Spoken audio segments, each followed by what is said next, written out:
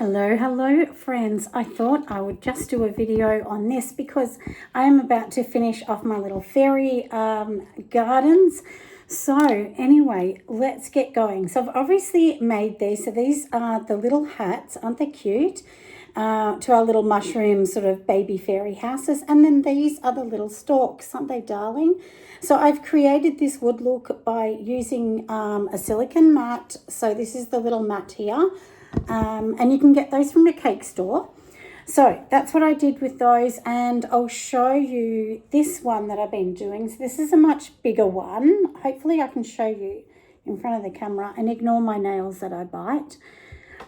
So if you can kind of see, that's like the top of the much bigger one. And then I've also put, the toadstool kind of things that would happen. So now to get these on these, there's two things you can do. You can either fire them bisque like this, glaze them, and they'll stick together during the glazing. But I'm not going to do that. Here I'm making a mess. I do have the slip, and the slip is just water and dry clay mixed together to create kind of like this. It's like a bit of a slurry paste. If you cook, it is basically just like corn flour to a meal.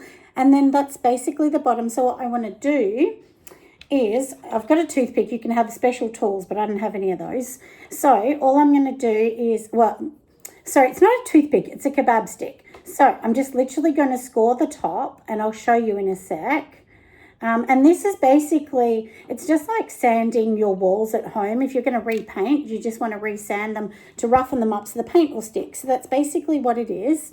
So we roughen up that side. Then we've got this side here, and we're just going to rough this up a little bit as well. Now these are not super soft and they're not hard. They're kind of in the middle. And so now all I'm literally going to do with that is, you can use that side, but I'm not going to. I'm going to use this side. I'm just going to add a little bit of slip inside, which, like I said, is like a glue. If you can kind of see that.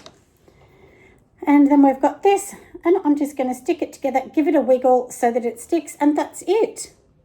And then these little darlings are going to go on the shelf. They're going to sit there for a week or so because, we need these to dry out and harden up so that they can go into a bisque fire. So now, if you're wondering how I did it, literally all it is just some clay, and you just got to have a bit of creativity. And anybody that knows me knows I'm quite creative.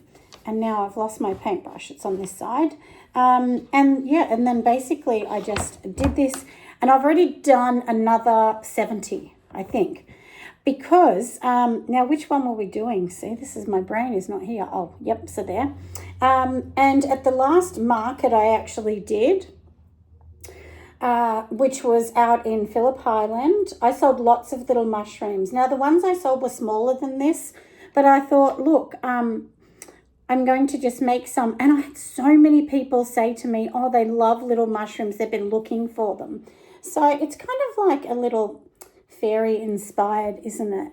So I'm going to have those. I've only got a couple of the big ones. The big ones take a while to do. So I managed to do these. It took me roughly about an hour and a half. Because you've got to spend some time making them looking a bit gorgeous. And I'm just going to do all the ones on the front row, actually, and then we can stick them together. And then obviously, well, not obviously, but I'm going to paint them all. So I'll paint them different colours because I think that's a bit fun. You could, if you don't want to paint, you could just do glazes on the top. But, look, I've done a few things with pottery over the years, because this is not my first spell at pottery. I used to do pottery a long time ago when my babies were very young. And it was kind of like my little hobby, my little getaway. And look, I've just dipped that bit in there. So you can sort of dip it in. And then all you can do is hold it together, give it a wiggle like so, and let it dry. But you do have to be really gentle, and I don't advise you to do this when there's little kids around because they'll want to help. And they're very delicate. You could definitely break them at this stage. So, so this is, look, they're probably not even leather hard. Maybe the stems are a little bit harder because they've obviously dried at a different rate to the others, but they're still quite mushy. You can still form them a little bit if you want to, which does make life a little bit easy if there's a mistake made or something like that. But anyway, I'm just going to put a little bit of my little glue in here. Like I said, do them together and then this cute. So everyone is going to be so different that there's none are going to be the same, because obviously they've all got different stems and they've all got different mushroom tops. But I think that's what makes the character a bit fun. And I got told by somebody the other day on YouTube, they said, "You're so creative." And I said, you know what? I've always been super creative.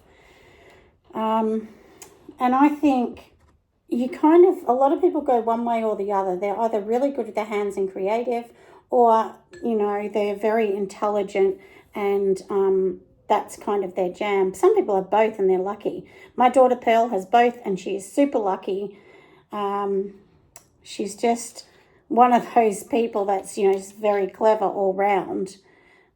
She's studying to be a doctor at uni at the moment, in her second year. But yeah, so like if you want to make something, just think about something creative, something you like.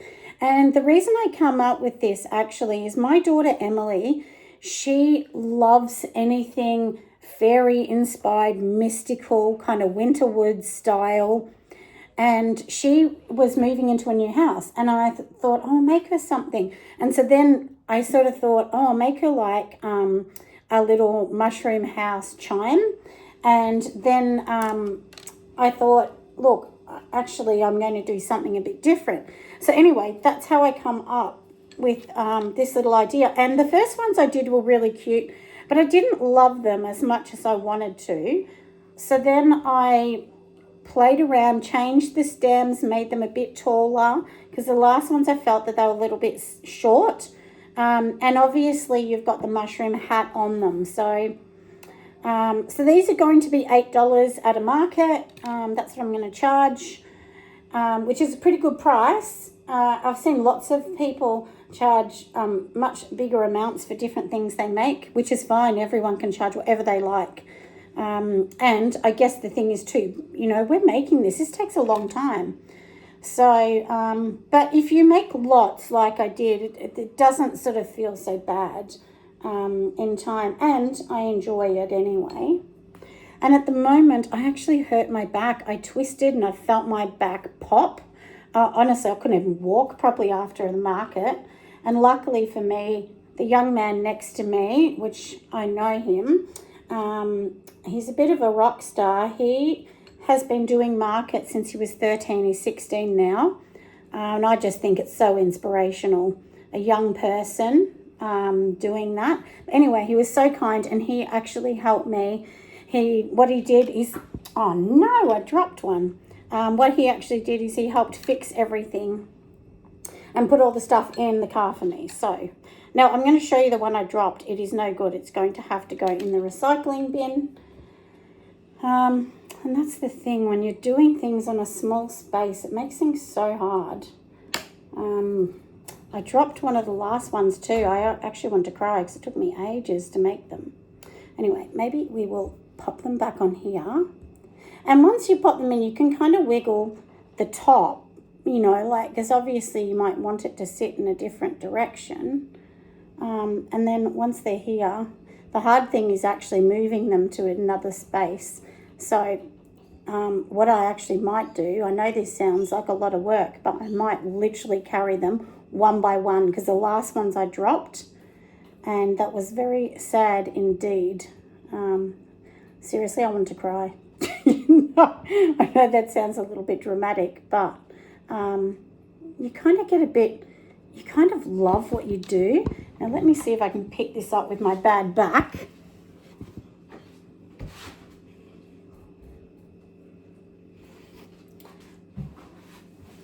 Now this is my mushroom house. Look how flat and ugly it is. So sad. I'll see if I can save it. Sometimes you can just, you know, play around a little bit with the roof. Actually, maybe I can save it. And like I said, it's not totally hard yet. So there you go. I think we can save this one. And the time it's painted, nobody will know. So anyway, we will put it on the bench and just, I'll see how it's going to go. If I really don't love it later, we will ditch it. Oh, and we'll make something else. So now I've done that one. Let's go on to the next. So you can see I've done that. And yeah, so what I've been doing too is I actually have been using kiwi glazes. Oh, sorry, not glazes, kiwi underglazes. And that's how I've been getting the vibrant colours. A few people have asked me about the colours. Now, I know some people really love glazing. It's their thing. It's really not my thing. I'm going to be honest here. It's not my thing. And like, I love how people do this whole combination of glazes. I really do. I think it's so clever. But I just don't know if that's what I love, because it is a totally different look to hand painting it. So I was thinking, you know, lots of people do different glazes. I want to hand paint things and make them different. So that's kind of what I'm going to do. So anyway, so literally that's what I'm doing at the moment. And you know, we're going to have fun. And now in the kiln, if the little hat things come off, it doesn't really matter, because you can basically put glaze, like glaze it all, and then when it's in the firing, the glazing will attach to the bottom. So because as we know, if you put glaze, you know, one glazed piece on top of another glazed piece, they will literally stick together. So yeah, but the main thing is you have to roughen the edges up, you know, sort of like this. And you know what, the stems are a little bit different, that none of them are the same. None of the tops are the same. Some are a little bit taller than others. Some are shorter than others.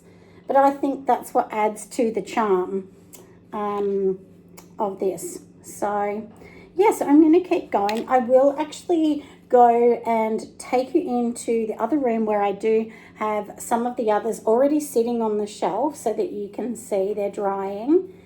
I'm not going to paint these till next week, but I thought you might want to see the video first, and then I will bring it when we paint them and glaze them, so that you can kind of see a little bit of an end product as well. So I'll keep going and I will bring you back soon. So here we are, friends. We have put all of the little hats or the top of the mushroom on the little stalk. So they're all going to sit here and dry. There's quite a lot, as you can see. But sometimes it's better just to make a whole heap, sit them here, paint them as you need to, and so on. But I'll probably do like a whole big video on painting them and glazing them so that you'll be able to see the end product. But I thought it was a little fun for you to see me make something a little bit unique, a little bit fun. And like I said, I was actually surprised how many people bought them at the last one. So anyway, I hope you enjoy it. Like I said, I'll come back with another video when they're coloured and looking glossy and gorgeous. Thanks for watching. Make sure you give me a little subscribe if you don't mind. And of course, a thumbs up if you think the video is a bit amazing. Anyway, see you on the next one, friends. Bye.